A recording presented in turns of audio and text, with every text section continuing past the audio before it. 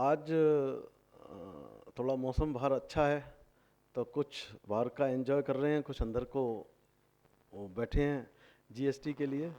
So really appreciate all of you कि भाई बाहर के इतने अच्छे मौसम को छोड़ के और यहाँ अपना टाइम लगा रहे हैं।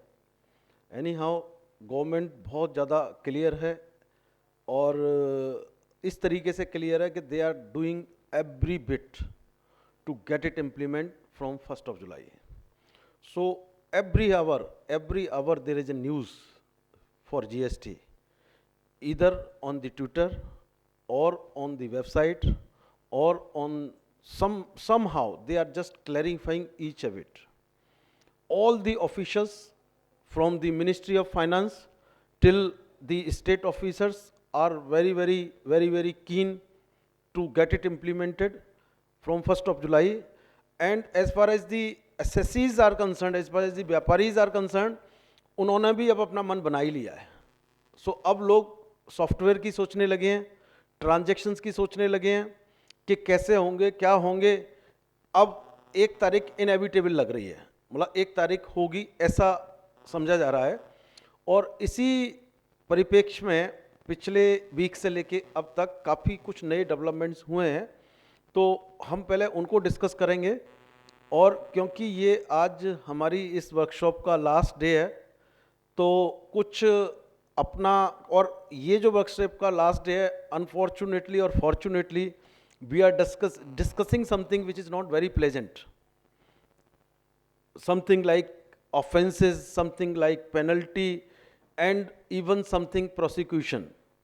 So but this is the end day. अभी तक जितना हमने पढ़ा था, अगर हम उन चीज़ों का कोई भी नॉन कंप्लाइंस करते हैं तो अभी तक हमें लग रहा था कि भाई क्या होगा अगर रजिस्ट्रेशन नहीं लेंगे, क्या होगा रिटर्न फाइल नहीं करेंगे, क्या होगा कि जो टैक्सेबल इनवॉइस में इंफॉर्मेशन डालनी है तो नहीं डालेंगे, क्या होगा ई वे बिल का अगर आ जाएगा, जब फोर्सफुली लग जाएगा तो उस समय क्या होगा कि अगर ई वे बिल नहीं देंगे, क्या होगा। बहुत सारे ऐसे नॉन कंप्लाइंसेस हो सकते हैं कि जिसका क्या होगा हमें एग्जैक्टली सेम वे में पता नहीं था। But any law starting with certain things have some punitive actions, कि नॉन कंप्लाइंसेस नॉन चीज़ों के लिए किस तरीके से होता है। तो आज के एजेंडा की डिस्कस करते हैं, लेकिन उससे पहले हम वो सारी चीज़ें डिस्कस करेंगे जो अभी पब्लिक डोमेन में रिसेंटली आई हैं।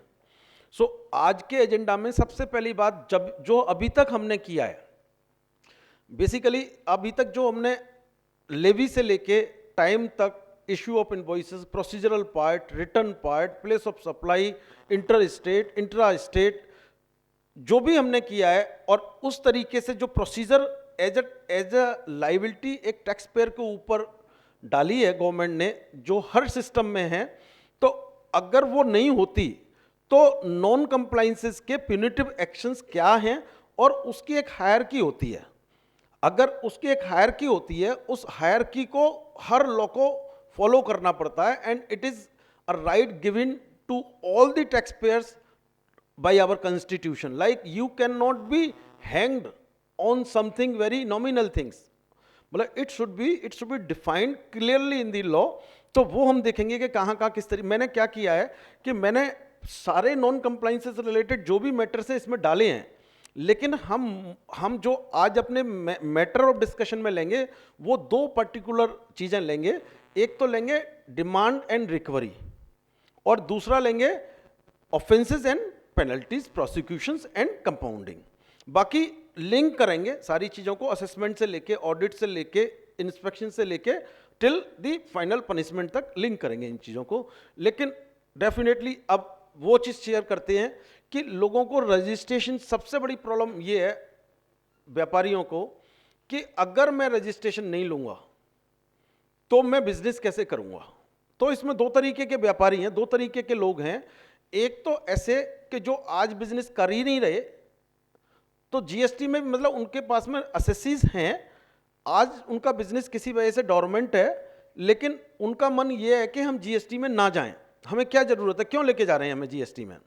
तो कल ऐसी मैं एक फोरम पे बोल रहा था, बात कर रहा था, तो मैंने कहा यार उन्होंने art of the state 1200 crore रुपए लगा के कोई चीज़ बनाई है और जिसका पास सिर्फ कुछ प्रिविलेज्ड लोगों को ही दिया है, जो हमारे 80 लाख प्रेजेंट एसएससीज हैं, और आप मना कर रहे हो हमने नहीं जाना वहाँ।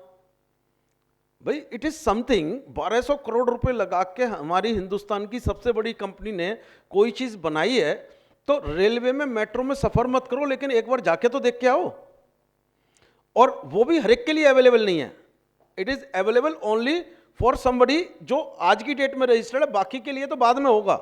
और बाद में भी उनके लिए प्रिविलेज उनको तब मिलेगा जब वो यहां आके टैक्स पे करेंगे, देख के नहीं जा सकते बाहर। यानी कि मैं ये कहना चाह रहा हूं कि अगर जीएसटी में आ जाएंगे तो जीएसटी में आप ये नहीं कहेंगे मैंने रजिस्ट्रेशन ले लिया और वापस ले लिया, जितनी देर रजिस्ट्रेशन रहेगा उतनी टाइम टैक्स पे करना पड़ेगा। लेकिन आज की डेट में जो एग्जिस्टिंग एसएससीज हैं उनके लिए मैंडेटरी है, बल्कि उन्होंने कहा है कि आप जाओ देखो सारी चीज़ों को ढूंढो वहाँ क्या है क्या नहीं है। सो मतलब it is a privilege, like मतलब कहने का मतलब ये है कि they are 100 questions on this front कि सर जब हमारा टैक्सेबल ही नहीं है तो हम क्यों जाएं वहाँ। एंड बहुत सारे लोगों की प्रॉब्लम है, हमें डे इन डे आउट बहुत सारे एसएससीज हमें कहते हैं सर आप क्यों, भाई हम नहीं ले जाना चाहते आपको, गवर्नमेंट ले जाना चाहती है, आपको दिखाना चाहती है वो क्या कर रही है। बहुत सारी क्वेरीज इस तरीके की हर फोरम पे आ रही हैं। एक क्लाइंट कल मेरे को भी फोन कर रहा था, सर एक बात बताओ मेरे को, आपने देखा 3 साल से रिटर्न फाइल की है मैंने नहीं की ना। मैंने कहा आपने रजिस्ट्रेशन भी तो सरेंडर नहीं किया है, तो क्या हो गया, कल को बिजनेस करना चालू हुआ दोबारा पंगे में नहीं पड़ना पड़ेगा रजिस्ट्रेशन का, तो मेरे को क्यों ले जाना चाहते हो। मैंने कहा हम आपको दिखाना चाहते हैं, जाके देखो, गवर्नमेंट दिखाना चाहती है, हम नहीं दिखाना चाहते। मतलब कहने की बात यह है कि now they have clear 4-5 things. कल उन्होंने एक एडवाइजरी दी है, कल रात को सीबीएसई वालों ने, वो एडवाइजरी शायद आपके व्हाट्सएप पे आ भी गई होगी, नहीं आई है तो हम शेयर कर लेंगे। तो वो एडवाइजरी में वो कहते हैं कि भाई एक बात, कल यही हम डिस्कशन कर रहे थे, एक बात पक्की है कि जो आज की डेट में रजिस्टर्ड हैं गवर्नमेंट ने उनको सबको पीआरसी देना है, प्रोविजनल रजिस्ट्रेशन सर्टिफिकेट सबको देना है उन्होंने। तो जिन लोगों ने अप्लाई कर दिया, जिन्होंने खुद ले लिया, तो जो ARN आया है that will be considered as an PRC, and आप उसका अपना बाकायदा पीआरसी का सर्टिफिकेट निकाल सकते हो जब विंडो दोबारा खुलेंगी, ये उन्होंने क्लियर किया है? नहीं अभी नहीं हो रहा, 25 तारीख के बाद करेंगे, 25 से करेंगे। हाँ, ये एसी नहीं चल रहा मेरे ख्याल से। तो वो जो मतलब एक चीज ये क्लियर हो गई कि भाई वो जिन्होंने ले ली, अब प्रॉब्लम ये आ रही है जिन्होंने नहीं ले पाए हैं। अब जो ना लेने वाले ना 3 कैटेगरीज हैं जनरली जो नहीं पहुंच पाए हैं वहां तक। एक तो ये कि वो करने की ट्राई कर रहे हैं लेकिन उनको वैसे कोई प्रॉब्लम नहीं है, लेकिन सिस्टम उनको करने नहीं दे रहा किसी ना किसी प्री टेस्ट पे। तो वो कहते हैं ऐसे लोगों का सिस्टम विल टेक केयर।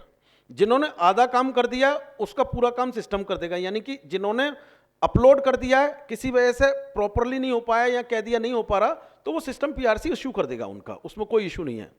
दूसरा वो लोग कि जो इस मझधार में फंसे हुए हैं कि उनके मल्टीपल यहाँ थे वहाँ थे, एक में हो गया एक में नहीं हुआ, पेन मिसमैच है, there so many other problem जो जैसे बहुत सारी, कल एक मेरे पास प्रॉब्लम आई कि सर हमारे पास ना 2 वो आ गई यूजर आईडी पासवर्ड आ गए सर्विस टैक्स डिपार्टमेंट से, आर्बिट्रेरली हमने एक पे रजिस्ट्रेशन कर दिया और दूसरे पे जब हम करने लगे तो उसने कह दिया आप ऑलरेडी रजिस्टर्ड हो। तो अच्छा उसको गलती क्या हुई उससे, मतलब गलती क्या हुई, मतलब बेसिकली उन्होंने क्या किया, कोई ऐसे रजिस्ट्रेशन पे अपना माइग्रेशन करवा लिया जो रजिस्ट्रेशन वो कहते हैं हमने लिया ही नहीं था, पता नहीं कैसे मिल गया, मतलब उनको नहीं पता होगा, पहले ले लिया होगा। लेकिन जो अभी जिस पर रिटर्न फाइल करते हैं जिसमें क्रेडिट बैठा हुआ है और मोटा क्रेडिट बैठा हुआ है उनका, तो उनकी चिंता ये हो रही थी कि कैसे करें, अब तो सिस्टम ले ही नहीं रहा मेरे को, समझ रहे हैं ना। 2 रजिस्ट्रेशन किसी के हो सकते हैं, अब 2 रजिस्ट्रेशन थे, एक पे ऐसे पर रजिस्ट्रेशन ले लिया जिसमें कुछ नहीं था, अब दूसरा ऐसा रजिस्ट्रेशन रह गया जिसमें रिटर्न फाइलिंग हो रही है और उसको सिस्टम करने नहीं दे रहा।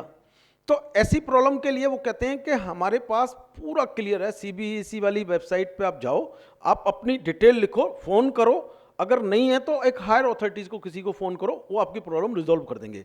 कहने की बात यह है कि उस सारी एडवाइजरी से 2 बातें निकल के आ रही हैं क्लियर कट। एक तो यह है कि किसी को हम ऐसा नहीं छोड़ेंगे जिसको हम पीआरसी नहीं दें एग्जिस्टिंग वाले को। हम्म हम्म हम्म हम्म हम्म, हम्म, हम्म, हम्म। तो नहीं नहीं, एक नाम से नहीं करना पड़ेगा। देखो, दो दूसरी प्रॉब्लम अब मैं इस बात पे आ रहा हूँ, जैसे मानो अब आप एक ही प्रोप्राइटरशिप दो काम कर रही है, एक एडवाइजरी है, एक ट्रेडिंग का काम है, फॉर एग्जांपल बता रहा हूँ। नहीं, मैं कह रहा हूँ दो, मैं अलग बता रहा हूँ, बिल्कुल वर्टिकल अलग बता रहा हूँ मैं आपको। दोनों सर्विसेज है, फिर तो कोई पंगा ही नहीं है। फिर तो आपको एक रजिस्ट्रेशन पे आप वर्किंग कर लो, दोनों के लिए आप अलाउड ही नहीं हो। एक ही स्टेट में दोनों के लिए आप अलाउड भी नहीं हो। अगर एक ही नेचर ऑफ सर्विसेज है आपकी, सेपरेट वर्टिकल के लिए एलिजिबल नहीं है, then you are not entitle to take multiple registration under the same PAN. नहीं, सप्लाई ऑफ सर्विसेज की नेचर अलग अलग हो, आपको ये देखना है कि जो मेरा सेपरेट वर्टिकल वाला कंसेप्ट है उसमें risk, reward and type of services बिल्कुल अलग है। अब अगर आपको लगता है आप उसमें एलिजिबल हो, then only it is an option to you कि आप लेना चाहते, व्हाई यू टेक। मेरे को लगता नहीं लेना चाहिए किसी को, उन्हीं को लेना चाहिए, उन्हीं को लेना चाहिए, उन्हीं को लेना चाहिए जिनकी सर्विसेज में टैक्सेबल और नॉन टैक्सेबल कंपोनेंट दोनों है। तो वो नॉन टैक्सेबल कंपोनेंट में ऐसे उसमें थोड़ा सा टैक्सेबल कंपोनेंट भी शामिल होता है, उसके लिए अलग ले लें, सो दैट कि उनको क्रेडिट मैनेजमेंट के लिए लेना चाहिए बस, अगर किसी को लेना चाहिए। क्योंकि अदरवाइज अगर आप लेते हो तो आपकी बहुत सारी प्रॉब्लम्स बढ़ जाएंगी। देखो, रजिस्ट्रेशन के लिए हमने पहले भी, हमारा एक पॉइंट था कि कम से कम रजिस्ट्रेशन लेने हैं। अगर हम ये मान के कि भाई हमारा सेपरेट, क्योंकि सेपरेट वर्टिकल के लिए मैंडेटरी नहीं है, इट इज एन ऑप्शनल। और ऑप्शनल में तब लेना जब आपका कोई स्पेसिफिक पर्पस सॉल्व कर रहा हो। अगर आपका कोई स्पेसिफिक पर्पस सॉल्व नहीं कर रहा है, तो multiple registration always not in your favour. क्योंकि यहां बैठे बैठे कह देंगे आपस में सप्लाई कर रहे हो, डिस्टिंक्ट पर्सन हो गए, बहुत ज्यादा मुसीबत है, बहुत ज्यादा प्रॉब्लम्स हैं। सो मतलब एक तो वो लोग कि जिनके मल्टीपल बिजनेसेस हैं, एक ही स्टेट में हैं, मेरे को लगता है कि अगर उनको सेपरेट वर्टिकल के लिए रजिस्ट्रेशन कराना है जो ऑप्शनल है, तो उसको बहुत थोरोली सोच के करवाएं, उसका ऑब्जेक्टिव देखें बेनिफिट क्या होगा, और नुकसान भी रखें, उनको सामने रख के फिर करवाएं, बेटर है। सो पहली बात। दूसरी बात ये कि सेंट्रलाइज रजिस्ट्रेशन के लिए वो ये कह रहे हैं कि जिसने मल्टीपल स्टेट्स में जिनके रजिस्ट्रेशन थे, अगर उनका प्लेस ऑफ बिजनेस उस स्टेट में डला हुआ है और मल्टीपल रजिस्ट्रेशन के लिए उन्होंने सेपरेट आईडी दे रखी है, नहीं दे रखी, तो बोले हम वो कहते हैं दोनों चीज। एक्चुअली क्या है कि जो प्रोसेस चल रही है उसमें वो लोग भी कंफर्टेबल नहीं है क्या हो रहा है, क्योंकि सिस्टम उनको भी नहीं मिला है जो एग्जैक्टली काम कर रहे हैं प्रॉपर ऑफिसर। वो कहते हैं, जैसे मेरे को कल एक केस पता लगा कि एक सज्जन है जिन्होंने 4 स्टेट में 4 ब्रांचेस खोल रखी हैं, गुड़गांव में भी खोल रखी है, उन्होंने सेंट्रलाइज रजिस्ट्रेशन ले लिया था, तो उनके पास में यूजर आईडी सब स्टेट्स की अलग अलग आई थी। मेरे को पता नहीं कैसे आई थी उनकी, बट वो ऐसा हो नहीं रहा। जैसा मेरा भी सेंट्रलाइज रजिस्ट्रेशन था, तो मेरे को सेंट्रलाइज रजिस्ट्रेशन पे मिली थी बस, हाँ ब्रांचेस की नहीं आ रही, पर वो कह रहे थे मेरी आई थी। तो इन्होंने भी ये कहा है कि अगर किसी के पास आई है तो आप उस स्टेट में ले लो, पीआरसी मान लिया जाएगा, एनी हाउ वैसे भी लेना है, अगर नहीं लेना तो आप जाके उससे वापस करवा लो। मतलब एक ऑप्शन सबके पास में पक्का है कि अगर आप जीएसटी में लाइबल नहीं हो रजिस्ट्रेशन करवाने के लिए, then you need not to, मतलब you have an option to withdraw the registration and which will be considered to be withdrawn ab initio. ये माना जाएगा कि आपने ट्रेन पकड़ी नहीं, जीएसटीएन की ट्रेन पकड़ी नहीं, आप चढ़े ही नहीं, आपने देखा ही नहीं, आपके पैरों के निशान भी नहीं है वहां, ये माना जाएगा। तो इसका मतलब ये कि भाई किसी तरीके के आपके फुटप्रिंट भी नहीं रह गए वहां। नहीं, वजह क्या, मैं आई am not liable, that's it, I am not liable in GST, that's it. आपको लाइबिलिटी की है तभी मेरे को जरूरत है, तब अदरवाइज नहीं है। सो ये एक ऐसे डेवलपमेंट्स हुए हैं कि जिसमें इस तरीके की गवर्नमेंट की जो पोजीशन है वो काफ़ी फ्रंट फॉरवर्ड होके आ रही है। और सच बताऊं तो मेरे को ये लग रहा है कि जिस तरीके से चीज़ें मूव कर रही हैं, तो वहाँ से जो ऊपर वाले का हुक्म है, वो हुक्म को परवान चढ़ाने के लिए कई लोग परवान चढ़ रहे हैं। सिस्टम कैसे परवान चढ़ेगा, it is very difficult to say, because तैयारी बहुत ही वीक है, तैयारी बहुत ही वीक है। मतलब फॉर गॉड सेक ये कहना है कि कोई बोल नहीं पा रहा, लेकिन मुसीबत बहुत ज़्यादा है। जिस सिस्टम को, जो सिस्टम बेस्ड, जो पूरा हार्डली सिस्टम बेस्ड लॉ है, उसको ऐसे धकेलने की कोशिश कर रहे हैं कि जैसे पता नहीं अब बाद में कभी होगा कि नहीं होगा। मतलब that is the state of affairs of the, but anyhow they are trying. और हिंदुस्तान में चीज़ें ऐसे ही परवान चढ़ती हैं।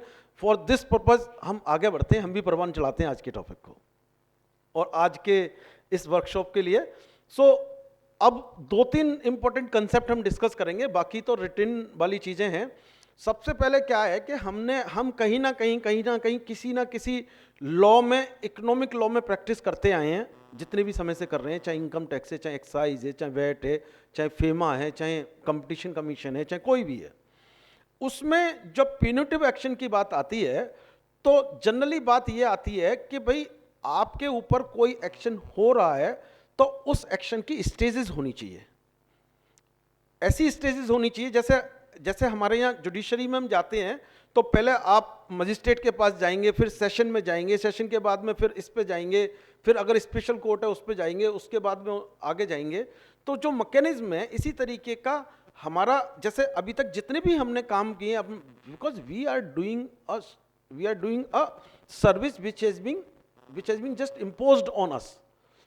और अगर मैं अपने एज अ टैक्स, मतलब जो टैक्स व्यापारी है या टैक्स पेयर है, उसकी सर्विस बहुत ही जबरदस्त तरीके की ऐसी है, they are helping government to collect tax from the consumer.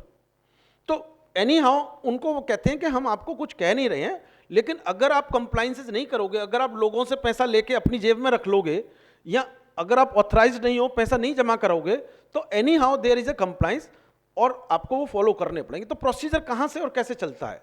Procedure सबसे पहले, ये जो हमारा टैक्सिंग सिस्टम है, अभी जैसे मल्टीपल सिस्टम थे, मल्टीपल स्टेजेस थी। जैसे एक्साइज में हम कहते थे सेल्फ असेसमेंट है, सर्विस टैक्स में कहते थे हम सेल्फ असेसमेंट है, और कुछ वैट एक्ट कहते थे कि नहीं असेसमेंट मैंडेटरी है। जैसे असेसमेंट मैंडेटरी था, हमें हर साल कराना पड़ता था। It is not like the income tax assessment कि भाई आपका जब स्क्रूटनी असेसमेंट में सेलेक्ट हुआ तभी आपको कराना है। तो वो उसको सेल्फ असेसमेंट नहीं कहेंगे, वो था मैंडेटरी असेसमेंट। तो हमारे यहाँ जो जीएसटी में वो चीज़ें एडॉप्ट की हैं जो सबको मान्य थी। तो जनरली वो ये जो सेल्फ असेसमेंट वाली जो प्रोसेस है, क्योंकि अब सारा कुछ सेल्फ असेसमेंट पे आ रहा है। अब तो पहले तो ये होता था ना कि भाई आपने गजिस्ट्रेट ऑफिसर के साइन करवाने हैं, तो मोदी जी ने जब ये कह दिया कि सेल्फ साइन काम करेगा तो एक सिटीजन ऑफ इंडिया की एक इज्जत बढ़ गई है। पहले ये होता था कि हम चोर हैं, पता नहीं क्या है, कि भाई हर बंदे के हर काम के लिए अपनी चीज़ों को सर्टिफाई करने के लिए हमें भागना पड़ता है इधर उधर। तो वो अप्रोच में जो चेंज आया गवर्नमेंट की में, वो कहते हैं नथिंग डूइंग यार, you are our privileged citizen of India, whatever you are saying we will deem it as correct. So that is the approach they are following into this system also. So वो system जब follow होता है तो उसमें steps क्या क्या होते हैं? Steps ये होते हैं कि भाई मेरे को procedure दिया है कि भाई आपके दो ending results हैं। एक तो सबसे पहला point है आपका registration और last point है आपका return, यही है ना? इसके बीच में जो कार्रवाई करनी होती है वो कार्रवाई चलती है, लेकिन पहला पॉइंट है, आपने जब भी जीएसटी में कुछ करना होता है तो पहला पॉइंट है आपका रजिस्ट्रेशन, और जब आप अपनी तरफ से फिनिश करते हैं तो लास्ट पॉइंट क्या है? Return filing. रिटर्न फाइलिंग करने तक आप अपना काम कर चुके होते हैं, यही है ना?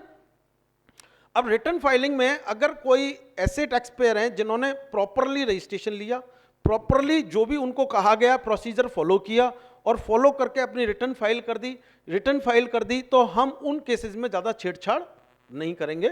आपने रिटर्न डाल दी, सेल्फ असेस कर दी, अपने हिसाब से पेमेंट कर दिया जो टैक्स का था, कोई कंफ्यूजन नहीं है इस केस में। तो वहाँ तक जाके वो कहते हैं कि देन इट्स ओके। तो जो पहला चैप्टर है हमारा वो रिटर्न का चैप्टर है। रिटर्न में क्या कहते हैं? रिटर्न में ये उन्होंने 5-6 चीज़ें बता रखी हैं कि रिटर्न में अब हम रिटर्न से गाड़ी में चढ़ रहे हैं और रिटर्न से गाड़ी में चढ़ के हम जेल में से बाहर निकलेंगे, मतलब पनिशमेंट से बाहर निकलेंगे। तो अब हमने रिटर्न फाइल कर दी अपनी। अब रिटर्न फाइल करने के लिए वो कहते हैं कि आपके पास में पहली चीज है कि सेल्फ असेसमेंट। सेक्शन 59 में आप अपनी रिटर्न फाइल कर दिया, आपका सेल्फ असेसमेंट हो गया, आपने जो लायबिलिटी अपने लिए मुकर्रर की वो पे कर दी और आप पार हो गए। अब आपको कुछ सोचना नहीं है, ठीक है ना?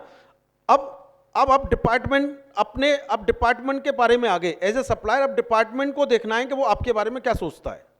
सो डिपार्टमेंट क्या सोचता है? सबसे पहली बात हम करते हैं provisional assessment. Section 16 provisional assessment क्या है?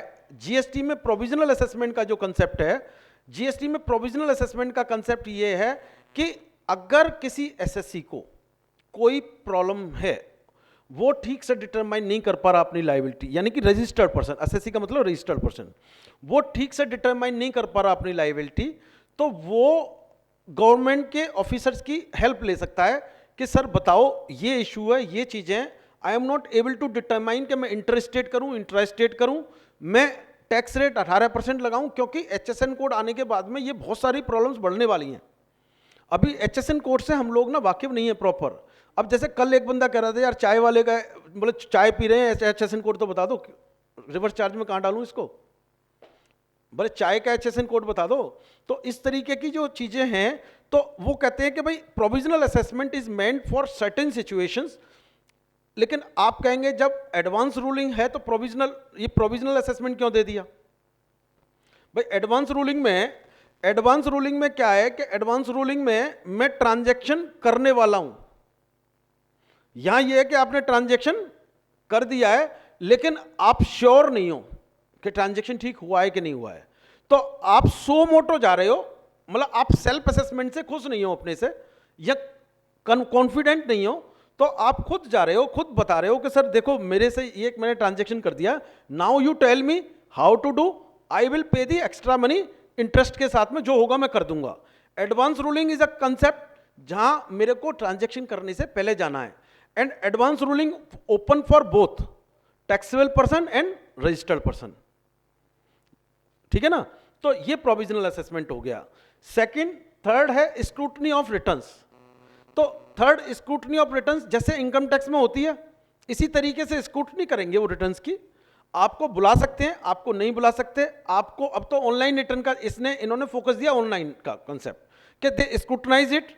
स्क्रूटनी के बाद में वो आपको ईमेल पे, आपके रजिस्टर्ड ईमेल पे आपको डेफिशिएंसीज भेजेंगे जैसे टीडीएस में होती है, और डेफिशिएंसीज का अगर आपने प्रॉपर जवाब दे दिया to the satisfaction of the proper officer, okay, no questions will be further asked. अगर उसको सेटिस्फैक्टरी जवाब नहीं मिला then they will take further actions. Further actions का मतलब जो भी उनको ठीक लगेगा, जो भी उनके पास अवेलेबल हैं, उनके पास बहुत सारे एक्शंस अवेलेबल है। मैं दिखाता हूं क्या क्या एक्शंस अवेलेबल है उनके पास में। उनके पास में एक्शंस ऑडिट का अवेलेबल है कि यहां उनको लगता है कि भाई स्क्रूटनी के टाइम पे आपने ठीक से काम नहीं समझ में आ रहा उनको, तो उनके पास में नेक्स्ट स्टेप है असेसमेंट के बाद में ऑडिट का। ऑडिट वो खुद कर सकते हैं, आज की डेट में भी है। जैसे हमारे होता है 5 साल के लिए ऑडिट कर दिया, 5 साल के लिए आए थे, तो ऑडिट का नेक्स्ट ऑप्शन है। ऑडिट के बाद में वो अगर खुद से नहीं होते तो स्पेशल जो ऑडिट का कंसेप्ट है ना उसमें इनकम टैक्स में सेक्शन 142(2)A में, तो सेम कंसेप्ट इन्होंने यहां भी डाल दिया जो आज सर्विस टैक्स में भी है कि आप चार्टर्ड अकाउंटेंट से, लेकिन सब्जेक्ट टू कंट्रोलिंग, कि कमिश्नर की परमिशन से, not below the rank of the assistant officer, अगर किसी का लगेगा किसी के अकाउंट्स ऑडिट कराने, they can order audit of that particular accounts. तो नेक्स्ट असेसमेंट के बाद में जब उनको लगेगा असेसमेंट स्क्रूटनी में गड़बड़ है तो वो ऑडिट पे आएंगे। लेकिन ऑडिट में फिर कोई फैक्ट फाइंड आउट हुआ, तो जब फैक्ट फाइंड आउट हुआ तो फिर उसके बाद में लगेगा कि ऑडिट से या और किसी एक्शन से कोई ऐसी चीज निकल के आती है, तो उनके पास में फिर नेक्स्ट स्टेप है सेक्शन 67 to 72। 67 to 72 क्या कहता है कि they can inspect, search and seizure and even arrest. कुछ ऐसा लगा कि भाई आप मतलब या तो रजिस्टर्ड पर्सन या टैक्सेबल पर्सन या एनी अदर पर्सन, ये 3 लोगों को हमने इसमें साथ लेके चलना पड़ेगा कि एक तो रजिस्टर्ड पर्सन, एक टैक्सेबल पर्सन और एक एनी अदर पर्सन। तो रजिस्टर्ड पर्सन, टैक्सेबल मतलब registered person, technical taxable person में सबको डिफरेंस पता है ना, मतलब कुछ कोई कंफ्यूजन तो नहीं है किसी को। तो और तीसरी पार्टी है थर्ड एनी पर्सन। तो एनी पर्सन हम जहां जहां आएगा वहां वहां उसको डिफाइन करेंगे। सो एनी हाउ नेक्स्ट चीज है ऑडिट। ऑडिट के बाद में इंस्पेक्शन, सर्च एंड सीजर, और सर्च एंड सीजर के बाद में फिर ये होने के बाद में फिर उनका काम क्या रह जाता है कि नाउ लायबिलिटी डिटरमाइन करना। जब सर्च भी कर ली, सर्वे भी कर लिया, सीजर भी कर लिया, अरेस्ट भी कर लिया बंदे को, तो अब वो कहते हैं अब लायबिलिटी डिटरमाइन करो, तो मैं डिमांड क्रिएट करूंगा। तो फिर आगे हम 73 से लेके 84, तो 73 में हम डिटर्मिनेशन ऑफ द टैक्स करेंगे और इसी में 79 ऑनवर्ड हम रिकवरी प्रोसीडिंग्स स्टार्ट करेंगे। तो ये मेरा जो 73 टू 84 है, ये दो पार्ट हैं। डिटर्मिन, क्योंकि आप रिकवरी तब तक नहीं कर सकते जब तक डिटर्मिनेशन ना हो जाए टैक्स का। डिटर्मिनेशन होगा तभी ओनली आप वो करेंगे। तो डिटर्मिनेशन सेक्शन 73 से लेके 78 तक होगा, और 79 टू 84 क्या होगा, रिकवरी प्रोसीडिंग्स होंगी। उसके बाद में फिर बताता है कि रिकवरी अगर आपकी हो गई, अगर आपने दे दिया, अगर आपने नहीं दिया, कौन से ऐसे एक्शंस हैं, ऑफेंसेस हैं जिसके लिए आपको पनिशमेंट हो सकता है। और पनिशमेंट मींस पेनल्टी के बाद में नेक्स्ट चीज क्या आती है, इम्प्रिजनमेंट। पेनल्टी के बाद में नेक्स्ट चीज आती है कि अगर उसके बाद में भी अगर आपने कोई ऐसा बड़ा ऑफेंस कर दिया है तो उसके बाद में आती है जेल। और वो हर जगह, हर प्रोविजन से, सर्विस टैक्स में भी है। अगर आप by fraud, by miss statement, by उस फैक्ट से 2 करोड़ रुपए से ज्यादा का अगर आप कोई टैक्स कलेक्ट किया है, जमा नहीं करते, तो यू हैव टू बी, मतलब वो इम्प्रिजनमेंट का कंसेप्ट है। तो इसमें भी है। तो मतलब मैं ये कह रहा था कि असेसमेंट स्क्रूटनी असेसमेंट के बाद में अगर उनको लगा तो इनके पास में ये चेन है कि ऑडिट के बाद में इंस्पेक्शन, सीजर, सर्वे, एंड उसके बाद में फिर डिमांड, रिकवरी, और उसके बाद में फिर offences, confiscation, and then punishment और कंपाउंडिंग। रिकवरी ना होने के केसेस हर जगह उन्होंने ये कहा है कि जहां आप सो मोटो, देखो कहीं भी किसी भी क्रिमिनल एक्ट में दो चीजें बड़ी इंपॉर्टेंट हैं। पहली चीज ये है कि जैसे आपने देखा होगा 306 और 302 इज मर्डर और 306 इज इंटेंशन टू मर्डर, तो वहां पनिशमेंट ज्यादा है। इंटेंट, किसी भी पिनिटिव लॉ में intent is very very important. अगर आपसे कहते हैं कि एक्सीडेंट में अगर डेथ हो गई, कोई ट्रक वाला चला रहा है, एक्सीडेंट हो गया, डेथ हो गई, he will not be hanged on फांसी के पे चढ़ा दिया। लेकिन अगर उसने जानबूझ के ऐसा प्रूव कर दिया, इसने जानबूझ के किया है, ऐसा मारा है, या इसने वो काम किया जो अलाउड नहीं था इसको, he is drink and driving, तो उस केस में पिनिटिव एक्शन ज्यादा हैं, क्योंकि वहां कहीं ना कहीं आपका इंटेंट आ जाता है। इंटेंट एक्सप्लिसिट है या इंप्लाइड है?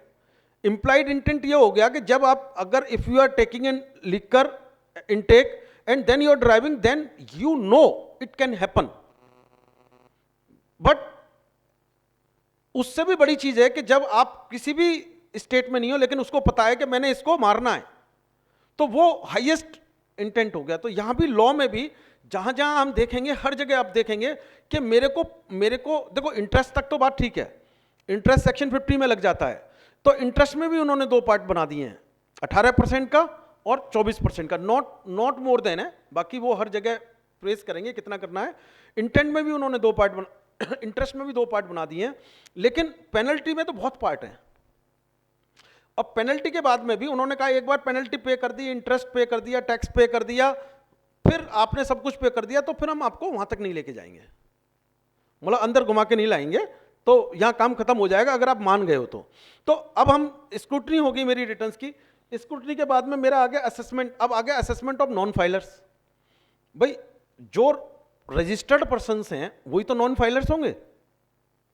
रजिस्टर्ड पर्सन्स हैं, उनको कहते हैं ना सेक्शन 39 में उनको रिटर्न फाइल करनी है, 44 में, 43 में रिटर्न फाइल करनी है, 44 में फिर रिटर्न फाइल करनी है, 46 में उनको नोटिस दिया जाएगा भाई आप रिटर्न फाइल नहीं कर रहे, उसके बाद में भी फाइल नहीं करेंगे तो वो कहते हैं हम यहां पकड़ लेंगे आपको, हम आपका सेल्फ असेसमेंट कर देंगे, सेल्फ असेसमेंट कर देंगे।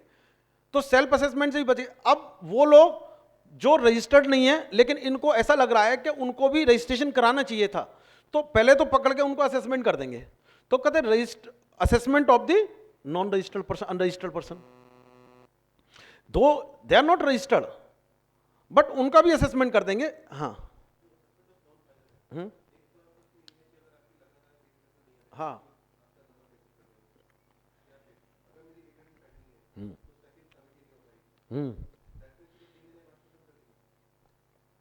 जनरली क्या है कि जैसे मानो अप्रैल से स्टार्ट किया महीना आपने और उसके बाद में आपने 3 रिटर्न फाइल नहीं की, तो इतना तेज उनके पास में फिर एक नोटिस दिया जाएगा आपको, उस नोटिस में टाइमलाइन दी जाएंगी, उस टाइमलाइन पे अगर फाइल नहीं करते तो हो सकता है उतने पीरियड का करते हैं असेसमेंट, लेकिन जनरली इतनी जल्दी होता नहीं है, वो भी साल कंप्लीट होने देते हैं। वो ये देखते हैं कि कहीं ये बंदा भाग तो नहीं जाएगा, तो लेकिन उनके पास में आप बिल्कुल कर रहे हो, दे हैव द अथॉरिटी। जैसे 3 रिटर्न नहीं आई, चौथी रिटर्न पे वो आपको असेसमेंट का नोटिस भेजेंगे। यस, लेकिन एक चीज और भी है, ये कहते हैं कि इन असेसमेंट में, इस तरीके के असेसमेंट में, चाहे नॉन फाइलर्स का है चाहे अनरजिस्टर्ड पर्सन का है, इसमें अगर वो सुओ मोटो आकर रजिस्ट्रेशन करा के अपनी रिटर्न फाइल कर देता है तो उस असेसमेंट को हम खुद ही वापस ले लेंगे। तो फिर जो रिटर्न फाइल किया उसका असेसमेंट करेंगे फिर। हाँ, मतलब इन्होंने, मतलब आज की डेट में नहीं है फैसिलिटी, आज की डेट में कई लॉ में नहीं है, लेकिन यहां कहते हैं कि भाई अगर आप खुद आके अपने आप से आके अपनी रिटर्न फाइल कर रहे हो तो we will take it back. तो वो चीज हो जाएगी। And last is summary assessment in certain special cases. In certain special cases का मतलब उन्होंने कुछ डिफाइन कर रखे हैं या कर देंगे टाइम टू टाइम कि भाई उनको लगेगा बंदा भागने वाला है, तो उसको समरी असेसमेंट करके, या कुछ केसेस ऐसे भी हैं जैसे फॉरेन शिपिंग लाइन इंडिया में असेस्ड है, मतलब इंडिया में वो टैक्सेबल है, तो summary assessment without any tax period कर सकते हैं वो। मतलब एक बना लिया भाई इस केस में इसका समरी असेसमेंट कर दिया, या डिफॉल्ट है या कोई ऐसी चीज है तो वो समरी असेसमेंट उनका कर देंगे।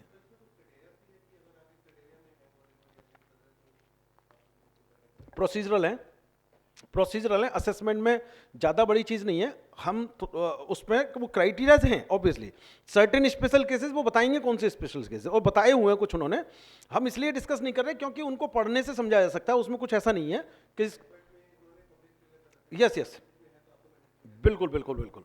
तो अब हमारे पास में नेक्स्ट स्टेप हमारा है ऑडिट। असेसमेंट से बाहर निकले तो हम ऑडिट पे आ गए। ऑडिट जैसे हमने डिस्कस किया, 2 तरीके के ऑडिट हैं। ऑडिट बाय द डिपार्टमेंट अभी भी प्रेवलेंटली होता है, एक्साइज वाले आते हैं, सर्विस टैक्स वाले आते हैं, ऑडिट करते हैं, 5-5 साल का अपनी डिमांड रिकवरी निकालते हैं। लेकिन ऑडिट वाले आए और आने के बाद में आपने उनको या तो अवॉइड किया, या आपने उनको इंफॉर्मेशन नहीं दी, या आपने उसमें नहीं दिया, तो वो कहाँ चले जाएंगे, वो 67 में चले जाएंगे, फिर इंस्पेक्शन सर्च सर्वे में चले जाएंगे। या ऑडिट होने के बाद में कुछ डिमांड निकल के आई, उन्होंने शो कॉज नोटिस दिया, so that will be recovered under section 73, मतलब जो रिकवरी प्रोसीडिंग्स है ना, आप उसमें चले जाएंगे, फिर डिमांड डिटर्मिनेशन रिकवरी प्रोसीडिंग से वहां चले जाएंगे। सो मतलब हर स्टेप पे बताया कैसे कैसे आप मूव करेंगे। लेकिन जो स्पेशल ऑडिट है, स्पेशल ऑडिट उसी केस में होगा जब ड्यूरिंग द इन्वेस्टिगेशन, किसी भी प्रोसीडिंग्स के बीच में, एक रजिस्टर्ड पर्सन के केस में, क्योंकि ऑडिट, स्पेशल ऑडिट उसी का होगा जो रजिस्टर्ड है, और ड्यूरिंग एनी प्रोसीडिंग्स अगर वो इंस्पेक्शन कर रहे हैं, सर्च कर रहे हैं, सर्वे कर रहे हैं, असेसमेंट कर रहे हैं, उस किसी भी स्टेज पे उनको ऐसा लगा कि वो हैंडल नहीं कर पा रहे इस क्लाइंट को, कॉम्प्लेक्सिटीज इतनी ज़्यादा है, तो they can appoint chartered accountant and the cost accountant. कोई टाइम, मतलब वो नहीं है, कोई मॉनेटरी लिमिट नहीं है, they can appoint a chartered accountant to do audit of a specialised person, और 3 महीने में उनको रिपोर्ट देनी पड़ेगी। एक्सटेंडेड टाइम 3 मंथ का और मिल जाएगा। उनके पैसे जो आज की डेट में स्पेशल ऑडिट होती हैं सेम तरीके से चलेगा, कमिश्नर के हाथ में होंगे, कमिश्नरी वो ऑडिट करेगा प्रोसीजर। तो यहाँ तक मैं सिर्फ लिंक करने की कोशिश कर रहा हूँ। अब लिंक के बाद में हम डिटेल डिस्कशन पे यहाँ आते हैं, बल्कि अभी यहाँ से अभी आगे आएंगे।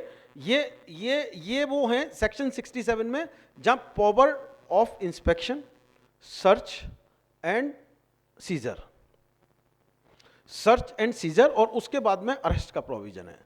तो वो कहते हैं कि पावर सर्च एंड सीजर के केस में इन्होंने कहा है इंस्पेक्शन, सर्च एंड सीजर कब तक कर सकते हैं, जब they have reasons to believe, reasons to believe कि यहां कुछ there is something cooking here, कुछ एसएससीज के बारे में। लेकिन word important is reasons to believe. Reasons to believe is they have a material, substantive material, like कि they should not be have a suspicion, they should not have something like कि आपने जाके कह दिया, कुछ आपने रिटन में लिख के दे दिया और कि भाई उसके यहाँ ऐसा चल रहा है। ये this not a fundamental reason of belief. Belief is fundamental reason कि जब आप सो मोटो किसी के कंप्लेंट पे या सो मोटो आप इन्वेस्टिगेट करते हो, प्राइमरी इन्वेस्टिगेशन, प्रिलिमिनरी इन्वेस्टिगेशन करते हो, और उस प्रिलिमिनरी इन्वेस्टिगेशन में आपके हाथ में कोई मटेरियल डॉक्यूमेंट ऐसे लग जाते हैं जिससे आपका बिलीफ ऐसा हो जाता है कि यस, समझ रहे हैं इसमें फर्क है कि कल को कोई बंदा मेरे पास सर्च सर्वे या उस पर आता है, तो उस समय में अगर वो सर्च सर्वे करके कुछ डिमांड भी बना के जाता है और उसने सिर्फ गॉसिप्स पे भरोसा करके मेरे पास आया है, तो उस केस में वो आपने देखा क्वेश्चन कर देते हैं आजकल ऑर्डर। आजकल मतलब there are so many courts, वो बहुत हार्ड हैं इसमें कि कभी भी एक्स्ट्रा पावर लेके अगर कोई जुडिशियल अथॉरिटी काम करती है तो court are very very strong on those, they will. अभी मेरा एक ऑर्डर था, मतलब 9 करोड़ की डिमांड निकाली थी, they have just crushed it ab initio. So they are very very hard के अगर कोई बंदा अपनी पावर से ऊपर जाके, चाहे आप उसके केस में गुल्टी मतलब आपको सब कुछ गलत मिल जाए वहां, तब भी अगर मैं बिना इस मेटेरियल एविडेंस के पास में आपका असेसमेंट आके करता हूं और मेरे पास में आपको बहुत सारा मेटेरियल मिल जाता है, तब भी वो पैसा वो चीज सस्टेन नहीं कर पाएगी आपकी, चाहे वो दूसरे लॉ में आके किसी तरीके से दूसरे सेक्शन में आपको पकड़ लें, लेकिन उस सेक्शन में आपको, जैसे वही वाली बात, असेसमेंट हो रहा है, असेसमेंट के टाइम पे आपका खत्म हो गया वहां, और लेकिन वो आपको 147 दे सकते हैं इनकम टैक्स के पॉइंट ऑफ व्यू से, लेकिन उस सेक्शन में आपका असेसमेंट ऑर्डर क्रश हो जाएगा। तो सेम प्रोसीजर है, तो वो है। प्लस उसके बाद में अगर कोई आ जाता है तो inspection of movement of goods, ये सेक्शन इंपॉर्टेंट है 68, जिसके तहत वो आया हुआ है ई वे बिल। ई वे बिल इस सेक्शन के तहत आया हुआ है, inspection of movement of goods. So E way bill की सारी फॉर्मेलिटी इसी रूल के तहत ई वे बिल आया है। और ई वे बिल जैसे हम लास्ट टाइम भी डिस्कस कर रहे थे, तो now they are very very sure कि भाई ई वे बिल अभी हम 1 जुलाई से नहीं इंप्लीमेंट करने के मूड में हैं, तो इसलिए उन्होंने इस ई वे बिल वाले कंसेप्ट को सेक्शन 68 में डाला है। तो ई वे बिल का कंसेप्ट तो सबको क्लियर है ना, क्या ई वे बिल है, क्या है, क्या वो अचीव करना चाहते हैं ई वे बिल से, क्लियर है ना बच्चों तुम लोगों को ई वे बिल का? नहीं है, थोड़ा ब्रीफ करता हूं। तो ई वे बिल का जो कंसेप्ट वैसे अपने उसमें चल रहा है, वो कहते हैं सेक्शन 68 में कह रहा है ना, inspection of the goods in movement. अब गुड्स इन मूवमेंट में देखो 2 पार्टी जीएसटी में रहती हैं किसी भी उसमें, एक सप्लायर एक रिसिपेंट, ठीक है ना। गुड्स मूव करते हैं, अभी सर्विसेज की बात नहीं कर रहे, गुड्स मूव करते हैं तो आपने यहां से मूव करवाए और वहां पहुंचा दिए, लेकिन जो रिसिपेंट है अब ई वे बिल के थ्रू ये इंश्योर करना चाहते हैं ये कि मेरे को जब गुड्स मूव करने वाले हों तब पता लग जाए कि कौन भेज रहा है और किसके पास जाएंगे। यानी कि जो सेंडर है, जो सप्लायर है, जब भी वो गुड्स एक पर्टिकुलर प्रेस्क्राइब लिमिट से ऊपर के गुड्स भेजेगा, जैसे इन्होंने 50,000 की लिमिट बनाई थी, तो वो ई वे बिल, मतलब अब इलेक्ट्रॉनिक कर रहे हैं ना हम सारी चीज़ों को, पहले भी होते थे कि वो डॉक्यूमेंट लगाता था, चालान देता था, ये देता था, फिर वो रास्ते में चेक होते थे सारी जगह। तो वो कहते हैं अब हम एक ई वे बिल रेज करवाएंगे उससे, और जो रिसिपेंट है उसके ईमेल आईडी पे वो ई वे बिल चला जाएगा। जैसे मैं सप्लायर हूँ, आप रिसिपेंट हो, तो मैंने अगर आपको कोई माल बेच रहा हूँ, फर्नीचर आपके घर पे भिजवा रहा हूँ मैं, मतलब वो दोनों के लिए है, किसी भी तरीके के, मतलब अगर रजिस्टर्ड है अनरजिस्टर्ड के केस में इन्होंने मूवमेंट ऑफ गुड्स को ट्रैक करने, मैंने आपको ई वे बिल रेज किया, आपके एसएमएस पे चला गया, आपने एक्सेप्ट किया उसको, या ईमेल पे चला गया, एक्सेप्ट किया, तो मतलब कंफर्म हो गया कि गुड्स का ओरिजिन कहाँ है और डेस्टिनेशन कहाँ है, ठीक है ना। कंफर्म हो गया, गवर्नमेंट को जीएसटी पे कंफर्म हो गया। अब वो कहते हैं कि ये गुड्स मूव कौन कर रहा है, ये गुड्स मूव कौन करेगा, ट्रांसपोर्टर। तो अब वो कहते हैं कि ट्रांसपोर्टर को भी हम ट्रैक करेंगे कि ट्रांसपोर्टर जब ये गुड्स लेगा तो वो इसका उस ई वे बिल को अपने आप को ई वे बिल, वो भी खुद ई वे बिल से अटैच होगा और वहां अपने डॉक्यूमेंट डालेगा कि भाई ये कार है, ये लॉट है, फुल जा रहा है या लॉट्स में जा रहा है। लॉट्स में जा रहा है तो उस पर्टिकुलर कंसाइनमेंट का सीरियल नंबर क्या है, जो वो डालेगा खुद।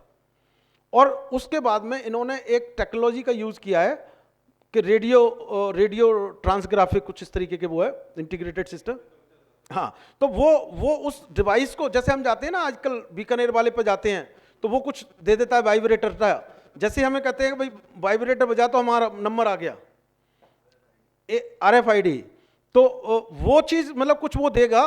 तो क्या वो कहते हैं कि हम फिजिकल चीज नहीं करेंगे, हमारी डिवाइसेस लगी होंगी रास्ते में, तो वो RFIDs के थ्रू वो ट्रैक कर लेंगी और जहां गुड्स मूव करना है वहां से, जैसे आजकल वो लगे हुए हैं मोबाइल के टर्मिनल लगे हुए हैं, आज की डेट में मोबाइल लेके आप कहीं भी खड़े हो जाओ, बंदा आपके वहां तक पहुंच सकता है जहां आप खड़े हो। तो सेम डिवाइस पे वो गुड्स को मूव करने की बात, मतलब they are talking in a very highly technical term. अभी वो हमारे पास टेक्नोलॉजी आई नहीं है, लेकिन उनका इंटेंट ये बिल्कुल भी नहीं है जो वो खत्म कर चुके हैं उसको दोबारा लाना। जो कहते हैं ना वो जो मतलब इंस्पेक्टर राज और जो इस तरीके का कि जहां ऑटोमेशन नहीं है, तो इसलिए उन्होंने उसका नाम ई वे बिल दिया। वे बिल भी दे सकते थे। तो एक्सपोर्ट्स के लिए जहां तक आपका एक्सपोर्ट में जब आपका कंसाइनमेंट गुड्स पे ऐसी जगह चला जाएगा जहां से एक्सपोर्ट होगा उस स्टेज तक ट्रैक करेंगे वो आपको, पोर्ट पे जहां तक समझ रहे हो ना। तो ई वे बिल का कंसेप्ट है, तो वो ये चाहते हैं आज की डेट में जो चेक पोस्ट हैं, जो जो और लोग खड़े हुए हैं, उसका कोई पंगा नहीं है, उसका कोई पंगा नहीं है उनका। वो कहते हैं कि हम जब भी करेंगे ई वे बिल को इलेक्ट्रॉनिकली करेंगे, सो दैट कि आपको रास्ते में कोई डिस्टर्ब ना करे। आपको जब मूवमेंट में जब आप जा रहे हो, आपको डॉक्यूमेंट क्या चाहिए? सबसे पहले ई वे बिल चाहिए, इनवॉइस चाहिए। इनवॉइस की भी कॉपी मैंडेटरी नहीं है, जैसे आजकल चालान, मतलब वो ई वे, मतलब एक तो हो गया टैक्स, मतलब एक तो हो गया ई वे बिल, फिर हो गया आपका tax invoice, bill of supply, या जो भी चालान प्रेस्क्राइब कर रखा है। जैसे आज पहले हम जब एयर टिकट से लेकर यात्रा करते थे या रेलवे में यात्रा करते थे तो हमें फिजिकल टिकट दिखाना पड़ता था। आज इसको दिखाते सब लोग, मोबाइल दिखाते दिखाते भागते हैं ना। सेम यहां होगा, अभी भी उसको इनवॉइस दिखाने की जरूरत नहीं है। They want a paperless economy. तो वो आपने दिखाया, वो कहेगा, जैसे अभी भी देखे, अभी मैं रास्ते में आ रहा था टोल पे, तो एक ट्रक वाला था। ट्रक वाले ने क्या, फटाक से उनको ना उनके मालिक ने कुछ ऐसी वो डिवाइस दे दी है कि भैया ये डाला, वो कार्ड को दिखाते हैं और उसमें कट जाता है अपने आप। बैंक वालों ने कुछ ऐसे कार्ड बना दिए हैं, मेरे को ये पता नहीं कि जैसे वो डालते हैं सिर्फ टोल पे काम करते हैं, उसी टोल पे। हाँ हाँ हाँ, उतना, यस। तो ये जो टेक, जब हम हाई टेक, लेकिन हम सोच रहे हैं कि यार ये कहाँ सोच रहे हैं, कहाँ नहीं सोच रहे, everything is happening here like a metro card. तो ये जो चीजें हो रही हैं, ये चीजें हो रही हैं, it is not far away from us. ये सिर्फ क्या है कि थोड़ा सा हम जल्दी में चल रहे थे, हमारे यहाँ देर से चालू होती है। मेरे को लगता है 2 महीने के अंदर अंदर ई वे बिल चालू कर देंगे with that technology. So E way bill का कंसेप्ट ये सेक्शन 68 में कहते हैं हम करेंगे। बेसिकली इंपॉर्टेंट बात यह है कि गुड्स कहां से उठ रहा है, कहां जा रहा है, कौन ट्रांसपोर्टर उसको इधर उधर कर रहा है, सब कुछ ट्रैक करेंगे हम, और वो ट्रैकिंग पॉसिबल है और होगी। तो वो ई वे बिल का कंसेप्ट है। पावर ऑफ अरेस्ट, अब पावर ऑफ अरेस्ट इन्होंने 69 में दिया, लेकिन अरेस्ट को हम वहां जाके देखेंगे जब हम 132 करेंगे, 132 में जाएंगे। तो ये सेक्शन आप ध्यान रखना, ये उस सेक्शन से लिंक होता है, वहां होगा।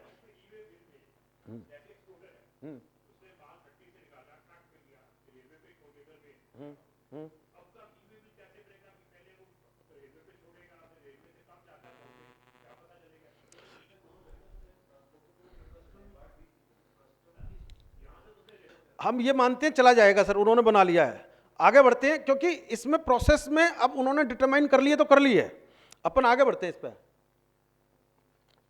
अपन अलग से उस पर कर रहे हैं, क्योंकि मूवमेंट हो गया, उन्होंने कर लिया तो करके ही मानेंगे वो, इसमें कोई कंफ्यूजन नहीं है। अब अपने चलते हैं ये power to summon people, power to summon person. Central excise में सेक्शन 14 है, अगर हम काफी लोग वाकई में सेक्शन 14 में सर्विस टैक्स में भी जब हमारे पास कोई सर्विस टैक्स का भी सम्मन आता है तो किस सेक्शन में आता है? सेक्शन 14 में आता है। एक्साइज में भी सेक्शन 14 में आता है। इनकम टैक्स में किस सेक्शन में आता है? 131 में आता है। इसमें जीएसटी में किस सेक्शन में आएगा? सेक्शन 70 में आएगा। बस इतना ही है फर्क, सब कुछ वही कहानी है कि बंदे को बुलाएंगे, सम्मन देंगे। लेकिन एक चीज इंपॉर्टेंट है, इंपॉर्टेंट 2 चीजें हैं बल्कि, अगर आप किसी को बुला रहे हो तो अगर वो कोई डॉक्यूमेंट लेना चाहता है, लेके आता है, तो आप उन डॉक्यूमेंट के रखने के अधिकारी नहीं हो, पहली बात। दूसरी बात है, किसी में भी, पहले भी किसी में भी जनरली क्या होता है कि सम्मन भेज दिए। अब सम्मन क्या होता है, कई बार ना चिढ़के भेजे जाते हैं सम्मन। जैसे हमारे एक केस में एक हमारा डायरेक्टर बाहर रहता था, अब जबकि और डायरेक्टर 3 यहाँ रहते हैं, तो उसने सम्मन इशू कर दिए, और वहां भी इशू कर दिए, यहाँ भी इशू कर दिए। और जब सम्मन आते हैं ना, सेक्शन 14 के सम्मन पढ़ा ना आपने पढ़े भी होंगे, बड़े खतरनाक से आते हैं। एक बार एसएससी तो हिल जाता है एक बार। लेकिन उसमें इंपॉर्टेंट बात 2 हैं, as a professional we should know. पहली बात तो ये कि जो सम्मन के लिए बुलाया जा रहा है उसमें ये देखना है weather his presence is necessary और नॉट। वो नेसेसरी कौन बताएगा? वो असेसिंग जो प्रॉपर ऑफिसर है वो कहेगा नेसेसरी है। तो सबसे पहले हमें ये पूछना है उससे कि भाई ऐसी क्या नेसेसिटी आ गई जो यही बंदा कर सकता है, ये नहीं कर सकता। We have a right to ask him कि जब बिजनेस ये देख रहा है, तुम बिजनेस का असेसमेंट कर रहे हो, या कोई भी इंफॉर्मेशन ले रहे हो, उस बंदे से क्या पूछना है आपने जो जिसमें आपने नोटिस इशू कर दिया। And they are so many cases, अगर आप लीगली आप फाइट करो तो उनके वो नोटिस वैलिड होते ही नहीं है, होते ही नहीं है। तो we have to be very very sure कि भाई अगर किसी को नोटिस आ रहा है, वो डरा हुआ बेचारा यूएस से टिकट बुक करा ली उसने कि यार वो सर्विस टैक्स वालों को नोटिस आया हुआ है। मैंने कहा यार कोई बात नहीं, तुम रहो, टिकट के पैसे मेरे अकाउंट में जमा कर दो और जो आने जाने के खर्चे सब मेरे अकाउंट में डाल दो, आई विल टेक केयर। तो फीस वीस के भी डाल देना। तो एनी हाउ मतलब बात ये हुई कि उसको आने की जरूरत नहीं है। आप ये बताओ वो नॉन मतलब चलो डायरेक्टर है लेकिन उसकी जरूरत क्या, पहले नेसेसिटी बताओ उसकी क्या है मेरे को, आई विल गो देयर। कहता है कुछ नहीं, हमने सोचा वो बाहर है घूमने आ जाएगा, इंडिया में वैसे आते नहीं है। तो मैंने कहा यार ये कोई बात, बोले मत बुलाओ यार, बता दो इन्हीं को बुला लाओ। नहीं एक्चुअली ऐसा नहीं है, ऐसा नहीं है, जीपीए पे कोई अपीयर नहीं हो सकता। जब वो डायरेक्टर की प्रेजेंस चाहते हैं तो डायरेक्टर की चाहते हैं, लेकिन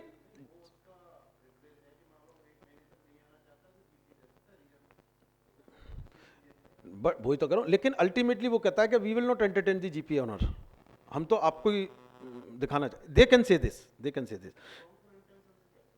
नहीं नहीं ना ना रॉन्गफुल, ये राइट है इसमें, सेक्शन 70 में राइट है, सेक्शन 14 में भी राइट है। अगर मैं इसको बुला रहा हूं तो इसको ही बुला रहा हूं, फिर नोबडी। सर क्या बात कर रहे हो, वो कंसल्टेंट को भी नहीं बैठने देते उसके साथ में। उसके आस पड़ोस में उसकी वाइफ एक बार घूमते घामते चली गई थी किसी की, बाहर गर्मी थी तो मैंने अंदर एसी, इनको बैठ जाने दो। नहीं नहीं सर वो आप देखते हो हमारी फोटोग्राफी हो रही है, ऐसा नहीं है। मतलब this is something nomenclature. Section 14 में बातचीत करने के लिए, सेक्शन 14 में, सेक्शन 17 में, तो वहां रिप्रेजेंटेशन नहीं चलता ना, रिप्रेजेंटेशन नहीं चलता। पर्सनल हियरिंग है, पर्सनल हियरिंग। लेकिन वो पर्सनल हियरिंग में एक चीज इंपॉर्टेंट है कि ही शुड रिटन रीजन के नेसेसिटी है या नहीं है इस बंदे की। बट वहां पावर ऑफ अटर्नी नहीं चलेगी, डमी नहीं चलेगा वहां। जब बुला रहे हैं तो बुला रहे हैं। हाँ हाँ वो तो यार वो तो आपस की दिक्कत है। आप कहते हैं भाई मैं 24 तारीख को नहीं हूं, मैं 12 तारीख को हूं अवेलेबल, 12 तारीख को कर लो, क्या दिक्कत है।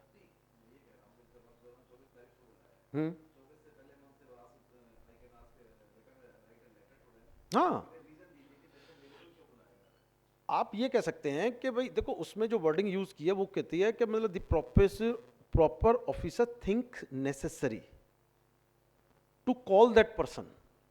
तो रीजंस रिकॉर्ड करना और थिंक नेसेसरी में फर्क है। अब थिंक नेसेसरी में आप उनसे चिट्ठी लिख के रीजन मांगोगे तो नहीं देंगे, वो तो उन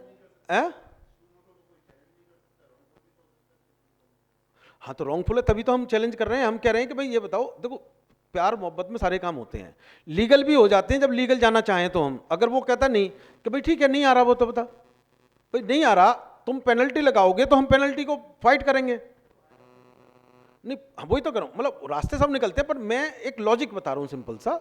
उस लॉजिक को हम आगे इतना तक लेके जाते हैं, दो चीजें लेके जाते हैं कि अगर पर्सनली बुला रहा है तो पर्सनली आना पड़ेगा, उसमें आपकी प्रॉपर्टी नहीं चलेगी। प्रॉपर्टी नहीं चलती है जब आप रिप्रेजेंटेशन कर रहे हो किसी की, कंपनी की या किसी पर्सन की तरफ से कोई असेसमेंट प्रोसीडिंग्स में कर रहे हो, इस प्रोसीडिंग्स में रिप्रेजेंटेशन नहीं चलती है।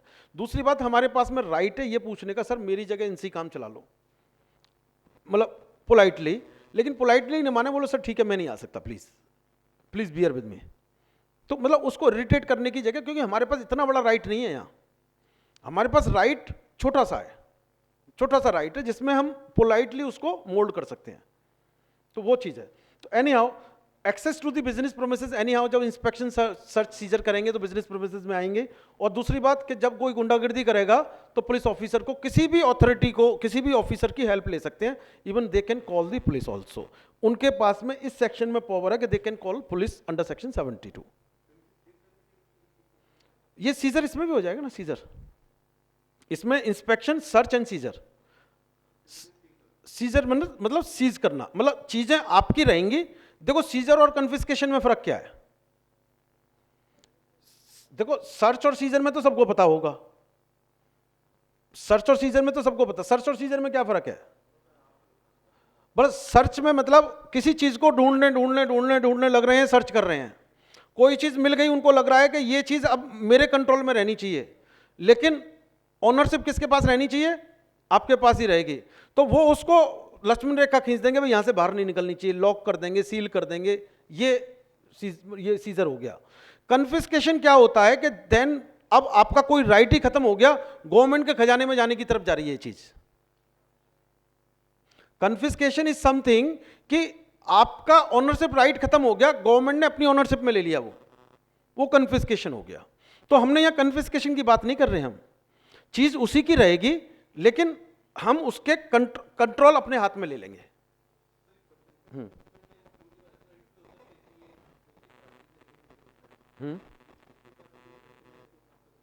बिल्कुल कर सकते हैं, दिन इनके एनी पर्सन तक जाने का मुद्दा है।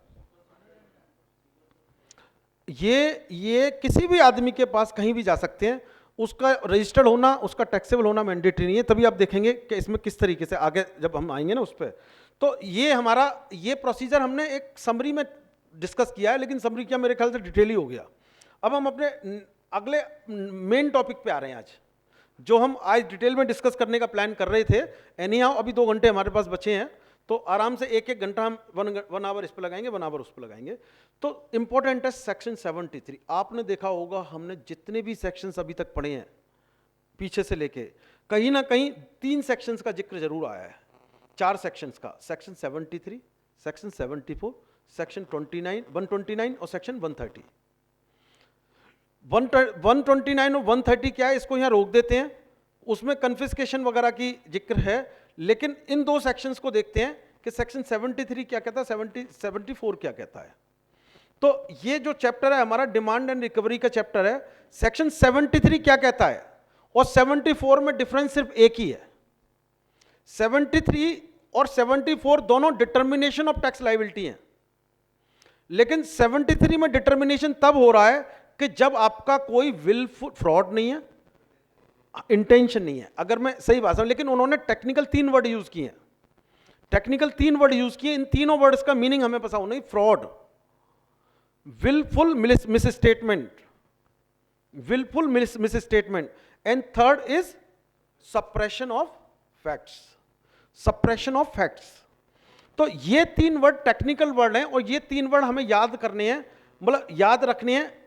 सेक्शन 73 में तो ये 3 वर्ड हैं नहीं है, सेक्शन 73 में 74 में जो भी आपने, अच्छा आपके 4 डिफॉल्ट हैं। 4 डिफॉल्ट क्या है, पहले तो आपने tax collected not paid, tax not paid, tax short paid, refund गलती से क्लेम कर लिया, ये ज्यादा एरर ने इसलिए क्लेम कर लिया refund, and 5th input credit ज्यादा अवेल कर लिया और यूटिलाइज कर लिया। ये 4 फॉल्ट हैं आपके। पहला फॉल्ट क्या है कि टैक्सेस नॉट पेड, दूसरा है टैक्सेस शॉर्ट पेड, चौथा है रिफंड ज्यादा क्लेम कर लिया, और 4th है आपका इनपुट आईटीसी रॉन्गली अवेल्ड और यूटिलाइज्ड। रॉन्गली अवेल्ड यानी कि पहले क्या होता था, यूटिलाइजेशन पे होता था, अगर आपने अवेल कर ली, यूटिलाइज नहीं की तो पिन्यूटिव नहीं था। अब इन्होंने अवेल्ड को भी पिन्यूटिव बना दिया। मतलब आपने कोई चीज उठा के यहां रख ली, कहते बस पीना नहीं था, मैंने तो वैसे ही रख ली। अरे पीना नहीं तो रख क्यों ली भाई, गलती तो कर दी ना। हाँ है ना, मतलब कहीं ना कहीं होगी, लेकिन उन्होंने डाल दिया। है कुछ जगह हैं अभी भी, कुछ जगह हैं, मतलब कुछ जगह हैं, मिल जाएंगे, चलो मान लो अभी हैं यहाँ के पर्पज के लिए। सो ये जो इन्होंने डाला, तो ये 4 फॉल्ट और आपके 3 जो वर्ड हैं टेक्निकल वर्ड, अगर ये प्रेजेंट हैं तो आप सेक्शन 74 में जाते हो। अगर 3 वर्ड, ये 4 डिफॉल्ट और 3 वर्ड अवेलेबल नहीं है, यानी कि रीजन ये नहीं है, गलती से हो गया कोई काम, ना तो आपकी फ्रॉड की इंटेंशन थी, ना बिल्कुल मिस स्टेटमेंट था, ना सप्रेशन ऑफ फैक्ट्स था। और सप्रेशन ऑफ फैक्ट वैसे नहीं, suppression of fact to avoid tax. Suppression of fact क्या कहता है हम बाद में देखेंगे, लेकिन सेक्शन 73 74 क्लियर है। 74 में आपके डिफॉल्ट 4 हैं और ये इन चीजों का प्रेजेंट होना, इन चीजों का ना प्रेजेंट होना, बिल्कुल क्लियर है ना।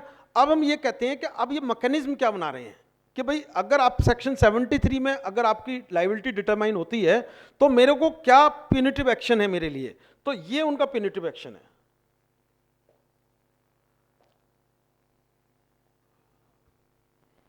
अगर सेक्शन 73 में है तो ये प्यूनिटिव एक्शन है, मतलब ये प्रोसेस चलेगी। सेक्शन 74 में है तो फिर दूसरी देखेंगे कि क्या क्या एक्शन चलेगी।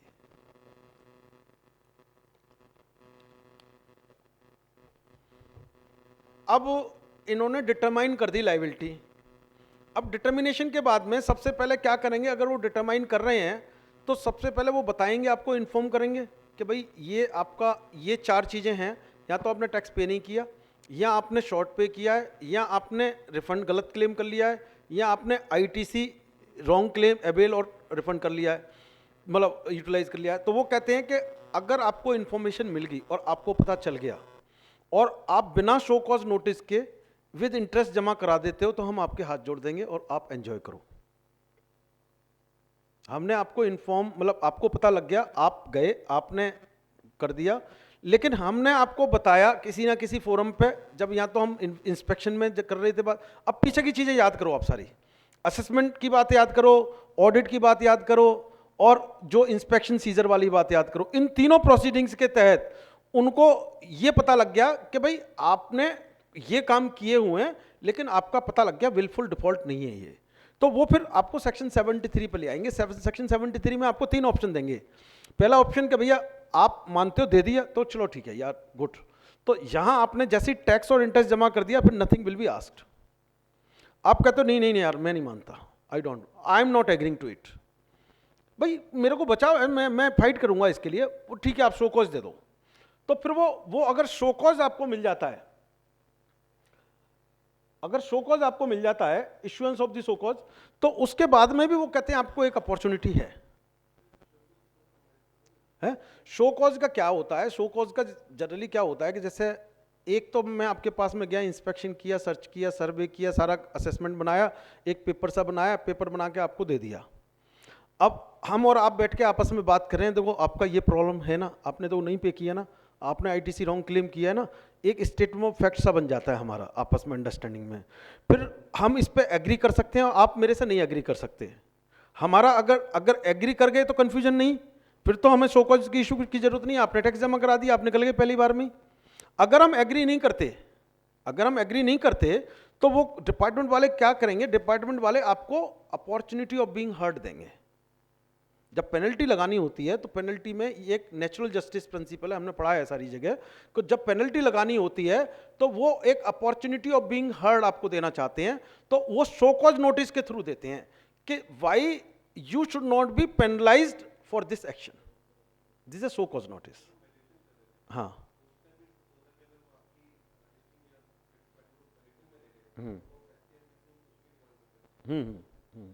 सेम चीज, मतलब show cause notice different offences के लिए डिफरेंट डिमांड रिकवरी के लिए इशू किया जा सकता है। शो कॉज नोटिस का मतलब ये है कि they are giving you a warning, और अगर वार्निंग नहीं को तो आपको अपॉर्चुनिटी ऑफ बीइंग हर्ड, कि भाई आपको ये अपॉर्चुनिटी दी जा रही है, आप अपने आप को रिप्रेजेंट करो और बताओ क्या क्या करना है, ठीक है ना। तो वो कहते हैं कि शो कॉज अगर आपको दे दिया 73 में, आप और हम एग्री नहीं किए, उसके बाद में भी तो आपकी इंटेंशन चेंज हो सकती है ना, उसके बाद में भी आपको ऐसा लग सकता है कि नहीं यार चले यार, क्यों झंझट मारे यार, कर करूँ के काम खत्म कर दो। तो उस केस में वो कहते हैं कि भाई आप पे कर दो 30 डेज, नो पेनल्टी, फिर भी हम आपको दे देंगे। है? अभी इंटरेस्ट रेट नहीं आए, मैक्सिमम वाले आए हैं वो सेक्शन 15 में जो दिए हैं 18% और 24% जो आए हैं, that is the maximum. Show cause notice दे दिया, उसके बाद में भी कहते हैं कि आपको एक अपॉर्चुनिटी मिल गई है, उस केस में भी आप विदाउट पेनल्टी आप अपना पे कर दो। लेकिन उसके बाद में भी शो कॉज नोटिस के बाद में भी हम नहीं माने, तो आप अपील, रेफरेंस, रिवीजन जहां भी जाओगे और वो कंफर्म हो गया शो कॉज नोटिस, उसके बाद में पेनल्टी इतना नहीं बनाया, वो कहते हैं यार छोड़ो, फिर भी जो 10,000 रुपए और 10% ऑफ द टैक्स पेड जो भी पेनल्टी आप वो पे करो और अपना टैक्स और इंटरेस्ट पे करो, आप भरी।